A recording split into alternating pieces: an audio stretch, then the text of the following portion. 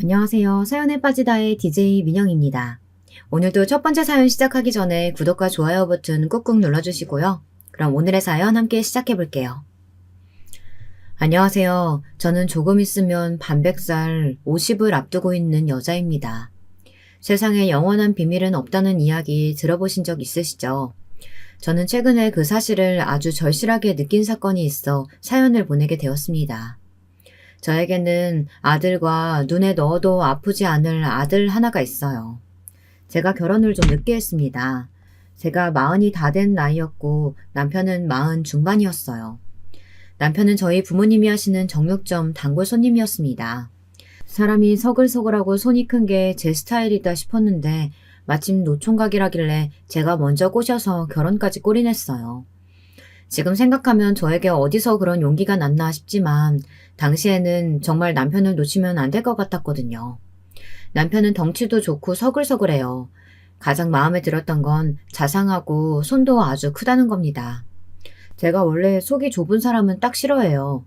저희 친정 식구들이 많이 속이 좁아요. 제가 어릴 때부터 가난했어요. 그냥 가난한 정도가 아니라 정말 찢어지게 가난했다는 말이 맞을 정도였습니다. 아버지가 작은 사업을 하시다 망해버리는 바람에 가족들이 뿔뿔이 흩어져 살았습니다. 저희 부모님은 저와 형제들을 시골 할머니 댁에 맡기고 서울로 돈을 벌러 올라가 버리셨어요. 저와 형제들은 학교도 간신히 다니며 자급자족을 해야 했습니다. 남들 이야기 들어보면 가족이 힘들수록 원래 똘똘 뭉쳐 서로 챙기고 도와주는 가족들도 있다는데 우리 집은 좀 달랐어요. 힘들수록 서로를 탓하는 건 물론이고 각자 이익만 챙기려고 했습니다.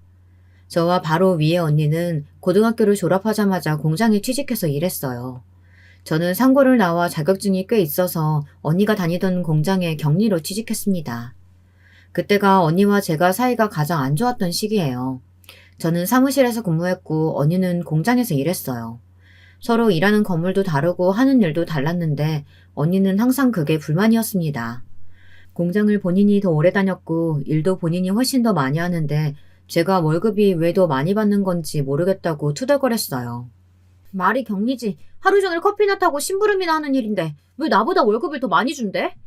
네가 사장한테 말 좀 잘해서 나도 좀 사무실에서 써달라고 말 좀 해봐. 나도 커피 잘 타고 심부름도 잘해. 내가 노는 것 같아도 하는 일이 얼마나 많은데 언니는 컴퓨터 아예 쓸 줄도 모르잖아. 근데 어떻게 사무실에서 일해? 언니를 기분 상하게 할 생각은 아니었지만 제가 부탁한다고 사장이 들어줄 것도 아닌데 괜히 기대하게 하는 것보다 솔직하게 말하는 게 나을 것 같아 한 이야기였습니다. 근데 언니는 제 이야기에 지랄 발광을 하며 제 머리끄댕이를 잡았어요. 그깟 컴퓨터 좀 쓸 줄 안다고 잘난 척을? 망할 놈의 공장. 빨리 때려치우고 돈도 많이 주는 대로 가야지. 더러워서 참나. 그날 둘이 방 안을 뒹굴고 싸우다 할머니에게 아주 혼쭐이 났어요. 안 그래도 귀찮은 저희가 큰 소리까지 내니 할머니는 욕을 퍼부으셨습니다. 한 번만 더 싸우면 셋 다 쫓아낸다고요. 그때까지도 부모님이 서울에서 자리를 못 잡고 계실 때라 저희는 할머니 앞에서 찍소리도 할 수가 없었어요. 안 그러면 저희 삼남매 어디 갈 데도 없었으니까요. 그날 이후 저는 정말 할머니에게 쫓겨나기라도 할까봐 얌전히 지냈습니다. 그런데 언니는 달랐어요. 뒤늦게 사춘기라도 왔는지 툭하면 제게 화풀이를 했습니다. 언니는 공장에 다니는 걸 창피해했거든요. 하지만 그 시골 동네에 고졸인 저희가 할 수 있는 일이 많지 않았어요. 그렇다고 쥐뿔도 없이 무턱대고 부모님이 계신 서울에 올라갈 수도 없고요. 언니를 이해하지 못한 건 아니었지만 그 핑계로 자꾸만 저를 힘들게 하니 저도 참아주기 힘들었습니다. 말도 안 되는 걸 가지고 저를 괴롭혔거든요. 월급이 제가 많다는 이유로 저랑 있을 때는 일절 돈을 안 쓰려고 했어요. 세상에 다른 자매들은 어떻게들 하시나요? 저도 아래 남동생이 있지만 저는 남동생이랑 있으면 제가 다 사줘요. 잘났든 못났든 엄연히 제가 윗사람인데 그게 당연한 거라고 생각했거든요. 근데 언니는 달랐어요. 10원이라도 더 버는 사람이 더 내야 한답니다. 한 번은 아침에 출근하는데 버스를 타면서 버스비를 안 내고 타버리는 겁니다. 제가 제 것만 냈더니 기사 아저씨가 앞에 아가씨가 안 내고 탔다고 하더라고요. 저는 언니를 불렀죠. 왜 버스비 안 내냐고요. 그랬더니 언니가 하는 말이 어이가 없었습니다. 아, 쪼잔해. 그거 얼마나 한다고. 그냥 좀 같이 내주면 되지. 다음에 내가 내줄 테니까 네가 좀 내. 언니는 저렇게 말한 게 한두 번이 아니었어요. 매일 다음에 버스비를 내어준다고 하고서는 한 번도 내준 적이 없었어요. 버스 타기 전에도 한마디도 안 하고 있다가 버스에 올라타서는 모르는 척 내달라고 하니 당황한 게 한두 번이 아닙니다. 저도 처음엔 언니니까 당연히 내줄 수 있지 싶어서 몇 번 별 생각 없이 내줬었는데 이게 반복되니 언제부터는 빈정이 팍 상하더군요. 거기서 끝이 아니었어요. 공장 근처 백반집에서 밥을 먹을 때도 자꾸 제게 밥값을 내라고 하더라고요. 밥값도 마찬가지로 처음엔 한두 번 내주다가 짜증나서 한 번은 된통 화를 냈습니다. 아무리 제가 월급이 많다고 해도 그래봐야 얼마 차이 안 나요. 그리고 직장 다니는 사람들이 교통비 밥값 내면 남는 것이 없잖아요. 언니, 자꾸 이런 식이면 나 언니랑 밥 안 먹어. 내주는 것도 한두 번이지. 거지도 아니고 왜 매일 동생한테 얻어먹고 난리야? 뭐? 거지? 너 그게 언니한테 할 소리야? 이게 진짜 네가 요즘 언니한테 덜 맞았지? 그날 또 저와 언니는 식당에서 머리끄덩이를 잡고 싸웠어요. 그 시간대 식당에는 대부분 공장 사람들이다 보니 저희 자매의 소문은 삽시간에 퍼졌습니다. 그 이후로 공장에서 보는 사람마다 한 소리씩 했어요. 언니랑 한 집에 사는 한 식구면서 누가 사면 어떠냐고 저더러 쪼잔하다고들 했어요. 어떤 사람들은 언니한테 대들면 못 쓴다고 하기도 하고요. 저는 기가 찼습니다. 그건 우리 집을 모르니까 하는 소리예요. 제가 말씀드렸죠. 우리 집은 다들 각자 먹고 사느라 바빴다고요. 고등학생인 막내까지 자급자족이었어요. 그런 동생이 안쓰러워서 저는 동생을 살뜰히 챙겼습니다. 저 아니면 동생을 챙길 사람이 없었거든요. 할머니 집에 얹혀 살기는 했지만 할머니가 저희를 달가워하진 않았어요. 사실 할머니 마음도 이해가 되지 않는 건 아니에요. 아버지가 사업한다고 할머니한테 돈을 빌려가서 다 날려버리고 저희까지 맡겼으니 좋을 리가 없었죠. 그래서 그랬는지 저희를 무진장 구박하셨어요. 저희 3남매가 들어오고 나서 아무래도 할머니 살림이 어려우셨겠지만 치사하게 매일 먹는 거 가지고 뭐라고 하셨습니다. 한창 성장기였으니 돌아서면 배가 고플 때였는데 할머니가 하도 눈치를 주시니 저는 배가 찰 때까지 먹어본 적이 없어요. 매일 쌀독에서 쌀을 꺼낼 때마다 쌀이 쑥쑥 준다고 하시질 않나. 간식만 조금 먹어도 간식을 그렇게 먹고 하루에 꼭 3끼를 먹어야 하냐고 하셨죠. 저와 언니가 공장에 다니면서 야근이라도 하고 오면 그렇게 좋아하셨어요. 저녁까지 먹고 들어온다고요. 그러다 보니 소심하고 얌전한 남동생은 배고파도 배고프다는 말을 못했나 봐요. 어느 날 보니 애가 키만 쑥 크고 빼빼 말라있더라고요. 저는 그런 동생이 안쓰러워서 할머니에게 월급을 좀 속이고 돈을 빼돌렸어요. 그 돈으로 할머니 눈을 피해 동생을 챙겼습니다. 책도 사주고 먹을 것도 먹이고요. 그런 환경에서 자라다 보니 저는 자연스럽게 억척스러워질 수밖에 없었습니다. 돈 귀한 줄 누구보다 잘 아니까요. 저희 살림은 서울에 올라오고 난 뒤 조금 나아졌어요. 할머니가 돌아가시고 나서 저희 3남매는 부모님이 계신 서울로 올라왔습니다. 저희가 서울에 올라왔을 당시만 해도 부모님은 반지 앞방에 살고 계셨어요. 방이라고는 2개뿐이라 당시 고3이었던 막내가 부모님과 함께 방을 썼습니다. 그래도 남동생이 곧잘 공부를 잘했어요. 할머니 댁에 있을 때 다녔던 고등학교에서 서울의 명문대에 들어갈 정도로 공부를 잘한다고 했거든요. 모의고사 같은 걸 봐도 지역 내에서 1등도 한 적이 있고요. 저는 동생이 기특해서 동생이 하는 일이라면 뭐든지 밀어주고 싶었습니다. 저나 언니는 공부머리가 없어 대학은 꿈도 못 꿨지만 우리 막둥이만큼은 어떻게든 대학에 보내주고 싶었거든요. 목표가 생기고 나니 돈을 버는 게 좀 덜 힘들더군요. 부모님은 저희가 올라오기 전까지 식당에 식자재를 납품하는 일을 하셨어요. 저는 평일엔 부모님 일을 돕고 쉬는 날이면 아느 분 정육점에 가서 고기를 자르고 배달하는 일을 도왔습니다. 언니는 부모님 일을 돕기도 싫고 저와 함께 정육점 가기도 싫다면서 결국은 그렇게 싫다던 공장에 다시 들어갔어요.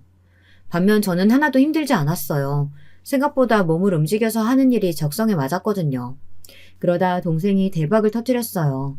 매일 컴퓨터 앞에 앉아 뭘 하나 했는데 보안 관련 프로그램을 개발해서 개발자로 큰 회사들 여기저기서 스카우트를 받았어요. 하지만 동생은 자기가 하고 싶은 일이 있다며 함께 공부한 친구들과 회사를 차렸습니다. 저야 동생이 뭘 하는지는 잘 모르지만 어쨌든 사업까지 할 정도로 성공했으니 됐다 싶었죠. 그런데 믿기지 않은 일이 일어났어요. 동생이 제게 선물을 줬습니다.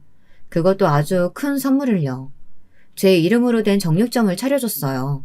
제가 몇 번 하고 싶다고 말한 적이 있기는 했는데 정말 이렇게 빨리 이루어질 줄은 몰랐습니다. 동생은 어릴 때부터 제게 빈 짓이 많다면서 제가 아니었으면 대학도 졸업하기 힘들었을 거라며 당연한 거라고 했어요. 저는 그때가 가장 행복했던 것 같아요. 저는 부모님과 함께 열심히 정육점을 운영했습니다. 주변에서는 아가씨가 험한 일 한다고는 했지만 저는 만족해요. 여기서 제 남편도 만났으니까요. 제가 이렇게나 좋아하는 남편에게 한 가지 단점이 있어요. 바로 가족이었습니다. 저의 시댁이요. 남편이 늦게까지 장가를 안 간 이유가 있더라고요. 부모님과 시동생이 하나 있는데 다들 남편 등에 빨대를 꽂고 있더라고요. 남편과 결혼하기 전 부모님께 인사를 하러 갔는데 남편이 저에게 한 이야기가 있어요. 내가 지금까지 결혼 못한 건 우리 부모님 때문이야. 잠깐 만나던 여자들도 대충 이 이야기 듣고는 도저히 안 되겠다고 하더라. 나는 괜찮으니까 당신도 지금이라도 안 되겠으면 떠나도 돼. 나야 내 부모니까 어쩔 수 없이 찾고 산다지만 당신처럼 귀한 사람까지 고생시키고 싶지 않아. 제가 생각한 것보다 남편은 더 힘든 상황이었어요.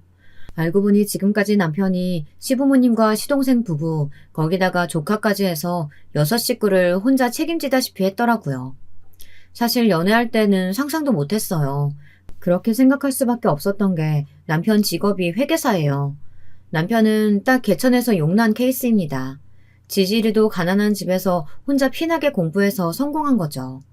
남편이 회계사가 되자마자 시부모님은 두 분 다 일을 그만두셨대요. 모아둔 돈도 없으신데 아들만 믿고 말이죠. 저는 아무리 그래도 남편이 회계사가 됐을 때면 두 분 다 나이가 많지 않으셨을 텐데 굳이 일까지 그만둘 필요가 있었느냐고 했지만 남편 말이 두 분 다 건강 핑계를 대셨대요. 시아버지는 허리 디스크가 있고 시어머니는 당뇨가 있으시거든요. 물론 각자 가정마다 사정은 있는 거지만 저도 이해가 되질 않았습니다. 가장 답답한 건 평생 희생만 하고 산 남편이었어요. 하지만 저는 남편과 헤어지고 싶지 않았어요. 제가 어떻게 찾은 제 남자인데 포기하겠어요. 저는 남편이 만났던 다른 여자들처럼 도망치고 싶지는 않았습니다. 정면으로 승부를 보기로 했어요. 문제가 있다면 해결해야지 도망가는 건 제 성격과 맞지 않거든요. 그런데 막상 결혼하고 보니 시댁은 생각보다 심각했습니다. 연세 드신 시부모님은 그렇다 치고 젊은 시동생과 동서까지 거의 집에서 놀다시피 하고 있더군요. 아이까지 있는데 말이죠. 그렇게 살고 있으니 시동생과 동서는 제가 결혼하겠다고 인사 왔을 때 별로 달가워하지 않았어요. 잘하면 평생 물고 늘어질 호구가 사라질 수도 있는 문제니까요. 시동생과 동서는 저를 보자마자 제 앞에서 얼마나 건방지게 구는지 그 속이 빤하게 보이더라고요. 저와 남편의 결혼을 막으려고요. 시동생과 동서는 무슨 면접관이라도 된 것처럼 제 호구조사를 했어요.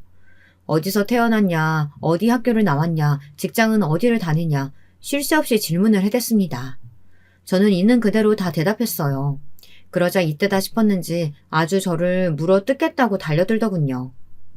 대학을 안 나오고 공장에서 일했다고요? 와, 대박. 우리 형이 아무리 노총각이라도 명색이 서울대 나온 남잔데 수준이 떨어져도 너무 떨어지는 거 아니에요? 그러게. 요즘 시대에 대학 안 나왔다는 것도 신기한데 바로 공장에서 일했다는 건 더 쇼킹하네요. 우리 엄마 시대 때 얘기도 아니고. 저한테 모진 소리를 하면 제가 떨어져 나갈 줄 알았는지 아주 신이 나서 사람을 면전에 두고 싫은 소리를 하더군요.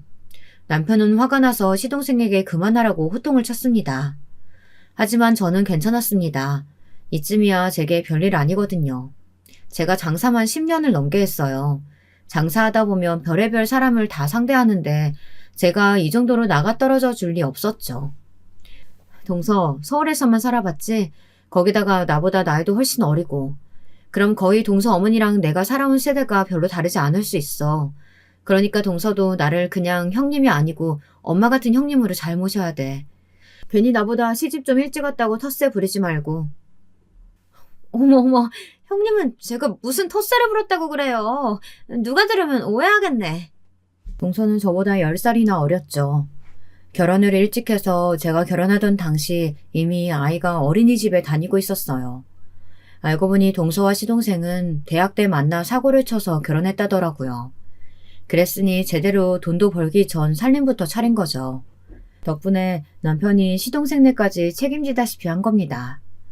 남편은 힘들게 번 돈으로 가족들이 모두 다 함께 살 수 있는 2층짜리 작은 주택을 샀어요. 동네가 좀 외지기는 하지만 그래도 온 식구가 같이 살 수 있으니 시부모님께서 좋아하신다고 남편은 출퇴근 왕복 3시간씩 걸려가며 그 집에서 살았더라고요. 남편은 거의 회사에서 살다시피 하다 보니 독립해 나와 살려고도 노력해봤지만 온 가족이 다 못 나가게 막는 바람에 독립을 못했다고 하더라고요. 안 봐도 비디오예요. 남편이 출근하느라 힘들어하는 걸 뻔히 알면서도 다 큰 아들 독립 못 시키는 데는 이유는 딱 하나죠. 집안의 유일한 호구를 멀리 보낼 수 없었을 테니까요. 저는 결혼 준비를 할 때 바로 알았어요. 저희 살 신혼집을 구하는데 무조건 시댁 가까이에 살아야 한다고 하더라고요. 저와 부모님이 운영하는 정육점도 시댁에서 멀지 않아요. 그래도 저는 친정 부모님이 사시는 같은 아파트 단지 신혼집으로 구할 생각이었어요. 꼭 친정 근처라서가 아니라 제가 살아보니 신축에 가격도 비싸지 않고 저희 부부 예산에 그런 집을 구하기 쉽지 않아 딱 좋았거든요. 그런데 시부모님은 노발대발이었습니다. 준석이 우리 집 장남이야. 누가 장남을 처가 근처로 보낸다니? 난 절대 허락 못하니까 무조건 우리 집으로 들어오든지 아니면 우리 집 근처에 구해. 어머니, 처가 근처라 꼭 그쪽으로 가는 건 아니에요. 그쪽이 위치도 좋고 예산에도 맞아서 여러 면에서 고려해보고 결정한 거예요. 남편은 얼마나 답답한지 한숨까지 쉬더라고요. 저는 속이 상해 잠자코 있었습니다. 그런데 그때였어요. 가만히 있으면 반은 갈 걸 시동생이 말도 안 되는 소리를 하더라고요. 형은 이왕 늦은 거 굳이 뭐하러 장가를 간다고 그래. 어차피 그 나이에 애도 안 생길 텐데 그냥 연애들이나 하지. 그 비싼 아파트 뭐하러 사? 돈 아깝게. 정말 골이 아프다는 게 뭔지 알겠더군요. 아무리 사회생활은 안 했어도 명색이 대학까지 나와 배웠다는 사람이 저런 멍청한 소리를 하는 건지 모르겠어요. 저희가 벌어서 집을 산다는데 마치 시동생 통장에 있는 돈이 나가는 것처럼 아까워하더라고요. 저는 어이가 없어서 시동생을 쏘아봤어요. 그런데도 시동생은 아랑곳하지 않고 멀쩡한 집 놔두고 왜 새 집을 사냐고 투덜거리더군요. 정말 가족이 되기도 전에 벌써 미운정이 드는 것만 같았습니다. 거기다가 더 기가 막혔던 건요. 시부모님이 똑같다는 거예요. 그럴 돈 있으면 나 여행이나 좀 보내달라니까. 내가 친구들하고 스페인 순례길 보내달라고 했을 때는 힘들다고 하더니만. 아버지, 허리 디스크 수술 받은 지 얼마나 되셨다고 순례길이에요. 당장은 안 되고 병원에서 오래 걸어도 된다고 하시면 그때 보내드린다고 했잖아요. 이런 과관도 없었습니다. 이런 상황에 시아버지는 순례길 타령을 하시더라고요. 허리에 복대를 칭칭 감으시고요. 저는 애써 말을 아꼈습니다. 제 성질대로 했다가는 괜히 남편과 시부모님 사이까지 틀어질 것 같아서요. 아들이 장가간다는데 누구 하나 축하해주는 사람 없고 다들 못 잡아먹어서 안달이더군요. 남편은 듣다 참기 힘들었는지 그만 좀 하시라고 자기도 이제 40대 중반이라면서 알아서 하겠다는 소리를 지르고 자리에서 일어났습니다. 저는 끓어오르는 분노를 애써 참고 인사라도 드리고 돌아가려고 주방 안쪽으로 들어갔습니다. 그런데 시어머니와 동서가 둘이 궁시렁거리고 있더군요. 저 여자 분명히 아주버님 직업 보고 달려든 거라니까요. 그게 아니면 저 나이에 굳이 결혼을 왜 해요? 내 아들이지만 정말 이해가 안 된다니까. 지가 뭐가 못나서 정육점에서 고기나 자르는 나이 많은 여자랑 결혼하냐고. 대체 뭘 보고. 저도 처음 들었을 때 엄청 놀랐다니까요. 지금까지 장가 안 가고 계시길래 눈 엄청 높으신가 했더니만 40 다 된 아줌마가 뭐래요? 내가 나이는 좀 많아도 어디 가서 아줌마라는 소리는 아직 안 듣는데 예비동서가 말을 좀 함부로 하네. 저도 웬만하면 그냥 모르는 척 돌아가려고 했는데 도저히 화가 나서 그냥 못 가겠더라고요. 제가 주방 안까지 들어가고 나서야 화들짝 놀란 동서는 애써 남편이 연애도 오래 안 했는데 너무 빠르게 결혼을 결정한 것 같아 걱정돼서 한 소리라고 둘러대더군요. 걱정 마요. 동서 말대로 우리가 나이가 있는데 어머님 아버님께 예쁜 손주 하루라도 더 빨리 낳아드리려면 서둘러야죠. 어머, 그 나이에 자식까지 보시려고요? 저희 아주버님 나이가 40 중반이에요. 너무 욕심 많으신 거 아니에요? 맞아요. 내가 원래 욕심이 좀 많아요. 그래서 앞으로 우리 신랑 돈 관리도 내가 하기로 했어요. 신랑도 제가 하는 게 더 잘할 것 같다고 그러자고 했고요. 저 나름대로 일종의 선전포고였습니다. 이제 더는 제 남편 등에 빨대 꽂지 말라는 경고를 포함해서요. 제 말에 시어머니와 동서의 눈이 동그래졌습니다. 사실 이건 저와 남편이 진작 상의한 내용이에요. 남편이 결혼까지 망설일 정도로 가족들을 버거워하고 힘들어한 데에는 경제적인 이유가 가장 크니까요. 남편은 회계사예요. 아무리 아내라도 남한테 경제권을 넘길 정도로 허술한 사람은 아니죠. 하지만 시댁 식구들과의 거리를 두려면 필요한 부분이었습니다. 말처럼 제가 다 관리하지는 않겠지만 적어도 지금처럼 시댁 식구들이 툭하면 은행처럼 돈을 요구하는 일을 최대한 방지하기 위해 결정한 부분이었습니다. 하지만 이게 노력한다고 되는 게 아니더군요. 평생 남편에게 의지만 하고 살던 사람이라 전혀 달라질 생각이 없었어요. 오히려 결혼하고 제가 있으니 뒤로 쉬쉬하면서 남편을 조종하려 들었습니다. 저도 남편에게 워낙 많이 들었기 때문에 일일이 상관하고 싶지는 않았어요. 시댁 식구들도 가족들 나름대로 지금까지 살아온 방식이 있는데 제가 왈가왈부하면 싫어하는 게 당연하죠. 다만 정도가 지나칠 때는 저도 가만히 있을 수는 없었습니다. 한 번은 그런 적이 있어요. 시동생과 동서는 둘 다 프리랜서예요. 말이 좋아 프리랜서지 사실 둘 다 노는 날이 더 많았습니다. 시동생과 동서는 음대를 나왔어요. 시동생은 작곡한다면서 매일 작업실이라고 만들어 놓은 방에 틀어박혀 있고 동서는 바이올린을 전공했다는데 가끔 레슨 있다고 나가는 거 말고는 특별히 하는 일이 없습니다. 많이 벌든 못 벌든 시동생과 동서 사정이지만 문제는 그런 상황이 저희에게도 피해라는 겁니다. 둘 다 결혼하고 지금까지 내내 시댁에 함께 사는데도 생활비 한 푼을 안 낸다네요. 저는 이해가 안 돼서 남편에게 몇 번이나 물었습니다. 아무리 그래도 아이까지 세 식구가 얹혀 살면서 어떻게 생활비도 안 내고 사냐고요. 시부모님 두 분 다 벌이가 없으신데 그럼 생활을 어떻게 하냐고 물었습니다. 그러자 남편 말이 기가 막혔어요. 남편은 부모님의 전반적인 생활비를 다 책임지고 있었어요. 달에 현금으로 생활비도 조금씩 드리는 것도 모자라 부모님 두 분은 아예 남편 카드를 쓰신답니다. 이제야 이해가 됐어요. 동서와 시동생이 돈 벌 생각을 왜 안 했는지 말이죠. 동서와 시동생은 철없던 시절에 결혼해 아이를 낳고 지금까지 시부모님 신세 지는 걸 당연하게 생각했어요. 먹는 거부터 입는 거 쓰는 거 몽땅 다 시부모님에게 얹혀서 생활한 겁니다. 결론은 남편 돈으로 5 식구가 먹고 산 거죠. 더 화가 나는 건 가족들의 씀씀이었어요. 남편은 돈 아깝다고 10년이 넘은 차로 왕복 3시간씩 운전해가며 출퇴근을 해요. 그렇게 힘들게 번 돈으로 시아버지는 골프를 치시고 시어머니는 매년 해외여행을 가십니다. 그뿐만이 아니에요. 시동생과 동서는 시부모님을 졸라서 툭하면 백화점에 가서 쇼핑을 해댑니다. 명색이 음악하는 사람들이라 겉으로 보이는 게 매우 중요하다면서요. 이제야 남편이 버는 거에 비해 모아놓은 돈이 왜 그렇게 없었는지 이해가 됐어요. 결혼할 때 신혼집도 거의 다 제 돈으로 산 거나 다름없었거든요. 회계사가 아무리 잘 벌어도 지금까지 6 식구를 책임졌으니 그럴만 했습니다. 저는 도저히 이해가 되질 않아 남편에게 억울하지 않느냐고 물었어요. 그러자 남편이 해탈한 사람처럼 웃더군요. 그래서 내가 당신한테 다시 한번 생각해보라고 한 거야. 나한테 많이 실망했지? 남편은 오히려 제게 미안해했습니다. 저는 남편이 시댁 생활비 대주고 있다는 게 아깝다기보다는 남편이 안쓰러웠습니다. 평생 가장으로 살다시피 하면서 가족들을 부양한 남편이 불쌍했어요. 사실 제가 남편에게 반한 이유가 한 가지 더 있어요. 남편의 낡은 구두였습니다. 정육점에 와서 항상 좋은 고기를 잔뜩 사서 가는데 구두는 항상 같은 구두였거든요. 오래돼서 색도 바라고 뒤꿈치가 다 낡아 있었어요.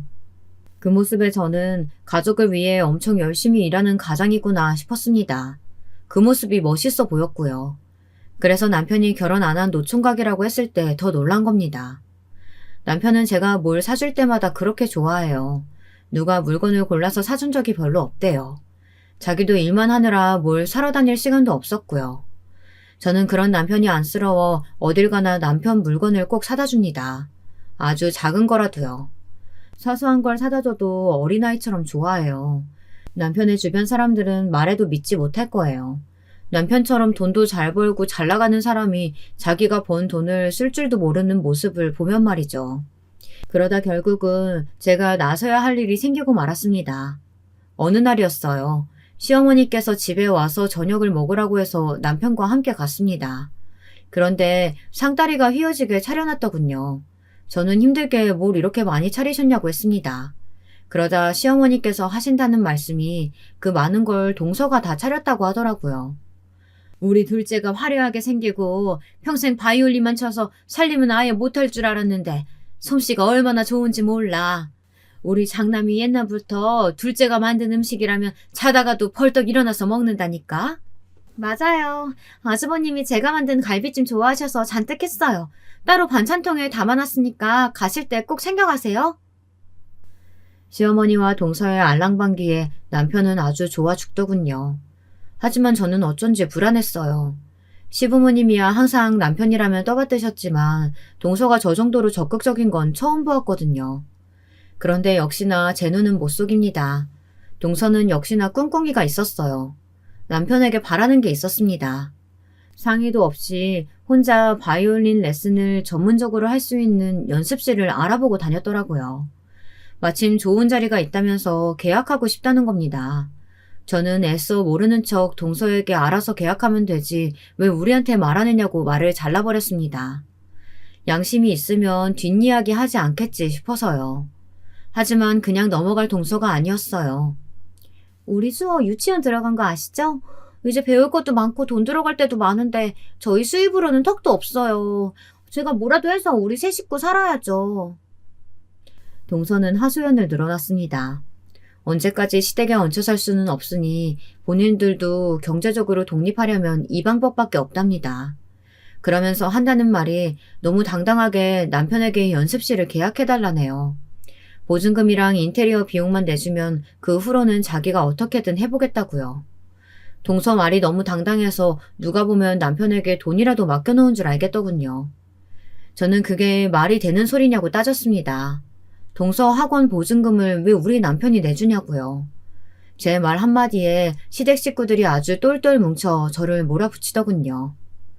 준석이는 세아가 네 남편이기 전에 내 아들이야. 제가 대학 다니고 시험 공부하는 동안 나랑 너희 아버지가 그 뒷바라지 다 했는데 이제 와서 이러면 안 되지. 이제 막 시집온 세아기 네가 뭘 한다고 끼어들어.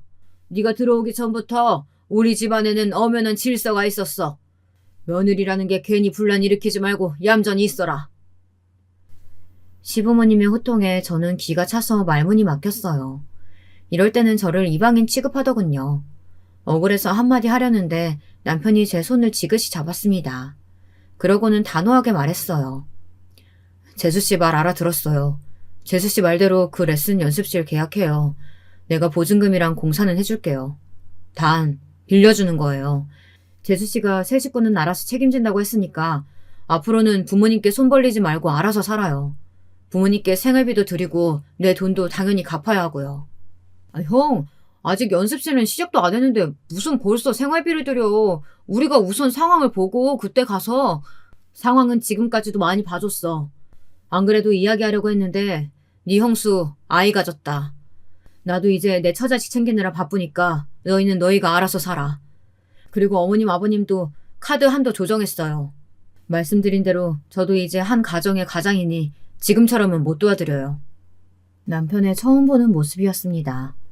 드디어 남편이 알을 깨고 나왔더라고요. 제가 아이를 가진 게 남편에게도 큰 계기가 된 것 같아요. 남편과 제가 둘 다 나이가 많아서 아이는 기대하지 않았었는데 자연 임신이 됐습니다. 저와 남편은 안정기에 들어서면 시부모님께 말씀드리려고 했어요. 하지만 상황이 상황인지라 할 수 없이 일찍 말하게 됐어요. 그래도 시부모님은 너무 좋아하셨습니다. 당연히 저의 임신 소식에 조금 전 동서와의 일은 자연스레 잊혀진 것 같더라고요. 시아버지도 신이 나서는 남편에게 편한 대로 하라고 하셨습니다. 식구가 하나 더 늘었으니 가족들이 하나로 뭉쳐 허리띠를 졸라매야 한다고요. 둘째 너, 우리 장남이 큰맘 먹고 도와주는 거니까 이번 일은 포기하지 말고 어떻게든 잘 해내. 그래서 나도 우리 둘째 아들한테 생활비 좀 받아보자. 그날 이후 남편은 정말 동서가 눈도장을 찍어뒀다는 연습실 보증금을 빌려줬어요. 인테리어까지 싹 다 고쳐주고요. 저는 이게 잘한 건지 모르겠어요. 남편이 빌려준 돈은 무조건 갚으라고 단호하게 말하기는 했지만 그게 언제가 될지는 모르는 일이니까요. 솔직히 돈이야 갚든지 말든지 모르겠어요. 최소한 시부모님께 생활비라도 드렸으면 좋겠더군요. 동서와 시동생이 그렇게라도 노력하면 남편이 한시름 놓을 것 같아서요. 저에게 미안해서 남편이 가족들 앞에서는 말을 단호하게 했지만 마음은 편할 리 없어요. 지금까지 평생 가장으로 산 사람이잖아요. 그게 가족들의 강요로만 이루어진 일은 아닐 테니 마음이 불편하겠죠. 저도 그 마음은 잘 알아요. 남편도 시작은 항상 고생만 하는 가족들을 위해 조금이나마 편하게 살았으면 하는 마음으로 희생하고 헌신한 거였을 거예요. 그런데 언제부턴가 가족들은 받는 거에 익숙해졌겠죠. 친정도 시댁과 별반 다르지 않았기 때문에 저도 열심히 정육점 일을 하는 겁니다. 동생이 좀 잘 나간다고 해서 거기에만 기대고 싶지 않았거든요. 그런데 세상은 참 제 맘 같지 않아요. 저희 시댁은 조용한 날이 없었습니다. 저희 아들이 3돌 정도 지났을 때예요. 명절날 오랜만에 가족들이 다 모였는데 이야기를 하다 보니 내년에 동선의 아들이 초등학교에 간다는 말이 나왔어요. 저는 깜짝 놀랐습니다. 제가 결혼할 당시에 저희 아들만 했던 조카가 벌써 학교에 간다고 하니 신기하더라고요. 저는 큰엄마가 가방이랑 입학식 때 입을 옷을 사주겠다고 조카와 손가락을 걸고 약속했어요. 그런데 그때 시동생이 또 분위기 깨는 소리를 하더군요. 얘가 벌써 학교 가는데 아직도 밤도 없이 엄마 아빠랑 한 방을 쓰고 있으니 내 새끼 불쌍하기도 하지. 시동생은 시아버지와 전남편과 함께 막걸리를 한 병 나눠 마시더니만 벌써 취한 건지 이상한 소리를 중얼거리더라고요. 곧바로 동서도 한마디 더 붙였고요. 당신은 속상하게 왜 그런 소리라고 그래. 우리가 능력이 없어서 그런 거지. 그 시커먼 속을 모를 리 없는 저는 콧방귀도 끼지 않았습니다. 저는 그런 동서와 시동생이 너무 얄미워서 말을 돌려버렸습니다. 요즘 바이올린 연습실은 잘 돼? 계약하고 인테리어 할 때까지만 해도 연습실만 차리면 아파트라도 하나 살 것처럼 굴더니만 영 소식이 없네. 연습실만 잘 되면 빌려준 돈도 갚고 시부모님께 생활비도 드린다더니만 아직도 저희 돈도 생활비도 도통 소식이 없더라고요. 빌린 돈도 못 갚고 시부모님한테 생활비도 못 주면서 어디서 아들 방 타령인지 기가 막혔습니다. 제 말이 거슬렸는지 동서 표정이 확 바뀌더니 정색을 하더군요. 이 동네 구린 거 형님도 잘 아시잖아요. 집값도 싸고 사람들 수준도 낮으니 바이올린 배우겠다는 사람이 도통 없어요. 매달 월세 내느라 아주 죽겠다니까요. 동서는 매일 같은 소리였습니다. 월세 내느라 힘들어 죽겠다는 소리를 몇 년째 듣는지 모르겠어요. 시동생도 마찬가지였어요. 애 하나 키우는데 돈이 얼마나 들어가는지 나가서 막노동이라도 뛰어야 하나 고민이라고 하더군요. 심각한 얼굴을 하고서요. 제가 보기엔 다 연기인 것 같았는데 역시나 착한 남편 눈에는 다르게 보였나 봐요. 동서와 시동생의 하소연을 잠자코 듣고 있던 남편은 시동생이 안쓰러운지 나름 고민을 해서 해결책을 찾아주려 노력하더군요. 시댁에 원래 남편이 쓰던 방이 있어요. 큰 방은 아니지만 침대와 책상, 옷장이 들어갈 정도의 크기예요. 가끔 저희 부부가 시댁에 가면 쓰는 방인데요. 남편은 그 방을 조카방으로 쓰라고 하더군요. 침대랑 책상도 입학 선물로 새로 사주겠다고요. 저는 답답한 남편의 행동에 절로 한숨이 나왔지만 그러려니 했습니다. 사실 결혼해 나온 지도 오래됐는데 빈 방을 그렇게 둔 게 저도 생각이 짧았다는 생각이 들기도 했고요. 그런데 동서와 시동생의 생각은 그게 아니었어요. 저희가 방을 내어주겠다는데도 시큰둥하더니만 갑자기 방에서 웬 봉투를 들고 나오더라고요. 얘기가 나온 김에 좀 들어보랍니다. 저는 또 무슨 소리를 하려고 저러나 싶어 의심의 눈초리로 시동생을 바라봤어요. 그런데 시동생이 꺼낸 봉투 안에는 웬 아파트 입주 홍보 전단지가 들어있었습니다. 형, 우리 이 집에서 벌써 10년 가까이 산 거 알지? 이사 올 때도 20년이 넘은 집이라고 했는데 낡아도 너무 낡았잖아. 내가 이 집 시세 물어봤더니 요즘 오래된 주택 개조해서 살려는 사람들 많아서 우리 살 때보다 조금 올랐더라고.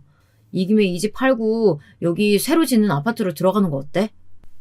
아주버님, 저희가 먼저 가서 싹 둘러보고 왔는데요. 집이 진짜 잘 빠졌더라고요. 40평대에 방이 5개나 있어서 우리한테 딱이에요. 그리고 근처에 병원도 있고 공원도 있어서 어머님, 아버님한테도 너무 좋을 것 같아요. 그럼 그렇지. 왜 갑자기 조카 방 이야기를 꺼내나 했습니다. 바이올린 연습장만 구해주면 집을 사서 나간다는 둥 하더니만 결국은 또 남편 도움을 받겠다는 심산이었어요. 저는 듣다가 아무래도 가만히 있으면 안 될 것 같아 나서서 한 소리 했습니다. 여기 나도 아는 동네인데 공사한 업체가 부실공사로 기사 터져서 급하게 싸게 내놓는 거야. 여기도 기사 터진 집이랑 같은 시기에 지어진 거라 안심할 수가 없어. 그런데 지금 사는 건 좀 아니지. 대학도 안 나온 형수님이 뭘 안다고 나서요. 이 집은 달라요. 설마 제가 그런 것도 안 알아보고 형한테 이야기하는 거겠어요? 시동생은 눈을 부라리며 제게 나서지 말라고 했습니다. 저는 기가 막혀서 말문이 턱 막히더군요. 아무리 개념이 없어도 그렇지 식구들 다 있는 앞에서 저를 무시하다니요. 그런데 그때였어요. 남편이 무섭게 눈을 뜨며 시동생에게 소리를 버럭 질렀습니다. 윤석이 너 감히 형수한테 무슨 말버릇이야? 네가 이제 보니까 내가 만만하구나. 그래서 내 앞에서 그딴 소리 함부로 짓거리지? 형, 그게 아니고 나는 이제 부모님 연세도 있으시니까 걱정돼서 알아본 거지. 이왕 같은 돈이면 우리 다 같이 좋은 집에 가서 사는 게 낫잖아. 웃기고 있네. 이 집이 왜 우리 집이야? 내 집이지. 낡고 오래돼서 위험하다고? 누가 너더러 이 집에서 10년이나 살래? 지금이라도 이 집 싫으면 너랑 재수씨가 집 구해서 나가면 될 일이지. 어디서 멋대로 집을 팔기는 뭘 팔아. 내가 지금까지 너한테 이런 취급이나 받으려고 네 뒤치다꺼리 실컷 한 줄 알아? 너 당장 형수한테 사과 안 해? 언제나 허허실실 사람 좋게 웃기만 하던 남편이 소리를 지르며 화를 내니 집안은 삽시간에 조용해졌습니다. 어이구 둘째, 너 형한테 한 소리 들을 줄 알았다. 어디 형수한테 버럭버럭 소리를 질러? 아버지, 갑자기 왜 그래? 얼마 전까지만 해도 아버지도 이 집 오래돼서 싫다고 이사가고 싶다면서. 시동생의 울부짖음에도 시부모님은 더는 할 말이 없다는 듯 혀를 차며 방에 들어가 버리셨어요. 남편은 시동생에게 저더러 사과하라고 한 번 더 시켰습니다. 시동생은 결국 저에게 자기가 실수했다고 인정하더라고요. 현재 시부모님과 시동생 부부가 살고 있기는 하지만 이 오래된 주택은 엄연히 남편 명의 집이에요. 부모님이 전세만 전전하시는 게 안타까워서 남편이 돈 벌자마자 힘들게 산 집입니다. 그런 집을 자기들 이익에 이용하려는 동서와 시동생이 얄미운 정도가 아니라 이제는 소름이 끼쳤어요. 그날은 다행히 시부모님이 말려주셔서 그 정도로 일단락 되었습니다. 어쨌든 지금은 집주인인 남편이 팔 생각이 없으니 동서나 시동생도 다시는 말을 꺼내지 않겠지 싶었습니다. 얼마 뒤 조카와 한 약속이니 책가방이라도 하나 사주려고 데리고 백화점에 갔어요. 그런데 아직도 시동생이랑 동서 얼굴이 뾰루퉁하더군요. 저는 기껏 자기 새끼 선물 사주겠다고 멀리까지 데리고 나왔는데 또 왜 저러나 싶었죠. 저는 애써 모르는 척하고 조카에게 마음에 드는 것을 고르라고 했습니다. 그런데 여기저기 매장을 데리고 다니는데 평소 같으면 자기가 더 나서서 고를 동서가 시큰둥하더군요. 저는 애써 참고 다가가서 물었습니다. 왜 가방 안 고르냐고, 가방 필요 없냐고요. 그러자 동서가 팔짱을 끼더니 한다는 말이 역시 동서다웠습니다. 가방 그거 얼마나 한다고 온 식구를 다 나오라고 해요? 그냥 대충 돈이나 좀 보내주면 되지. 와, 사람 본성이라는 게 무섭더군요. 자기들한테 필요하면 아주 알랑방귀를 끼더니만 원하는 대로 해주지 않으니 싹 변해 있었어요. 자기 아들이 보는 앞에서도 말이죠. 형이 형수 앞에서 예의 바르게 하라고 해서 지금까지 참고 있었는데 더는 안 되겠네요. 사실 저희 책가방 필요 없어요. 장모님이 가방 사라고 이미 용돈 주셨거든요. 시동생은 잔뜩 꼬인 말투로 이야기를 했어요. 저와 남편은 그럼 진작 말을 하지 어쨌든 여기까지 왔으니 옷이라도 한 벌 사주겠다고 했습니다. 그런데도 시동생은 여전히 꼬여 있었어요. 아참, 우리 이사 나가기로 했어. 우리가 아무래도 안쓰러웠는지 처가댁에서 좀 도와주시겠다네. 형 좋겠다. 지금까지 내 뒤치다꺼리 하느라 귀찮았을 텐데 내가 알아서 꺼져주니까 속이 다 시원하겠네? 남편이 무슨 그런 소리를 하냐고 한 소리 하려고 하더군요. 제가 옆에서 말렸습니다. 안 그래도 저번 일로 형제끼리 서로 감정이 상해 있는데 시동생과 동서가 시댁을 나가는 마당에 서로 얼굴 붉혀봐야 좋을 거 없을 것 같아서요. 저는 애써 웃는 얼굴로 잘 됐다고 축하를 해줬습니다. 나중에 이사할 때 필요한 거 있으면 이야기하라고도 했어요. 그렇게 시간이 흘렀습니다. 동서와 시동생이 시댁을 나가고 나니 나름대로 평화로운 나날이었어요. 이사를 나갔어도 한 동네라 자주 보기는 했지만 그래도 각자 아이들 키우느라 정신없이 살다 보니 전처럼 서로 부딪힐 일은 거의 없더라고요. 그러던 어느 날이었습니다. 저는 언제나처럼 부모님 정육점 앞을 청소하고 있었습니다. 부모님은 힘들게 뭘 그런 걸 직접 하느냐고 하셨지만 저는 전혀 힘들지 않았어요. 손님들 보기에도 가게 앞이 깨끗해야 또 오고 싶을 테니까요. 마침 화장실 청소도 하려고 고무장갑을 끼고 걸레를 들고 나서는데 익숙한 얼굴이 걸어오더군요. 동서와 조카였습니다. 조카가 정육점에 있는 건물에 수학학원을 다니는 줄은 알고 있었는데 만난 건 처음이었어요. 조카는 학원에 가기 싫다고 짜증을 내고 있었고 동서는 조카한테 큰소리치며 오고 있더라고요. 오랜만에 본 거기야 하지만 동서는 여전히 반갑지 않았어요. 지금까지의 전적으로 볼 때 또 무슨 소리를 할까 걱정부터 앞섰거든요. 그래도 조카가 옆에 있으니 저는 제가 먼저 다가가서 반갑게 인사했습니다. 학원에 오는 길이냐고요. 그러자 동서가 제 모습을 위아래로 기분 나쁘게 훑어보더군요. 그러더니 한다는 소리가 말 같지도 않았어요. 너 자꾸 그렇게 학원 안 간다고 버틸 거야? 너 내가 말했지? 공부도 다 한때라고. 잠깐 힘들다고 포기하면 인생 망하는 거야. 저기 네 큰엄마 좀 봐. 대학도 못 나와서 20대 때 내내 공장이나 다니더니만 이제는 하다 건물 청소까지 하잖아. 너 공부 안 하면 큰엄마처럼 돼? 너도 저렇게 살고 싶어? 저는 제 귀로 똑똑히 듣고도 잘못 들은 줄 알았어요. 아무리 개념이 없어도 그렇지 애 앞에서 할 말 못할 말 구분을 못하더군요.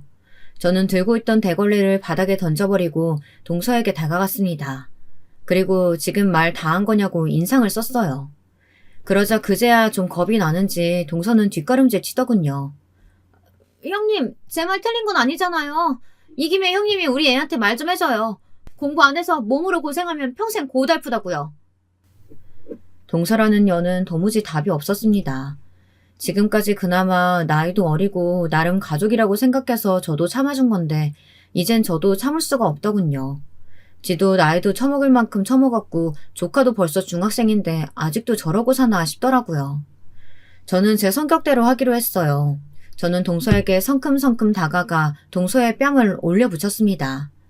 그리고 지금까지 제가 말하지 않았던 진실을 동서에게 이야기했어요. 야, 이 염치라고는 없는 년아. 네가 지금까지 내 남편 도움받으면서 산 세월이 얼만데 아직도 정신을 못 차리고 내 앞에서 함부로 떠들어? 내가 공부를 안 해서 평생 고달프게 살아?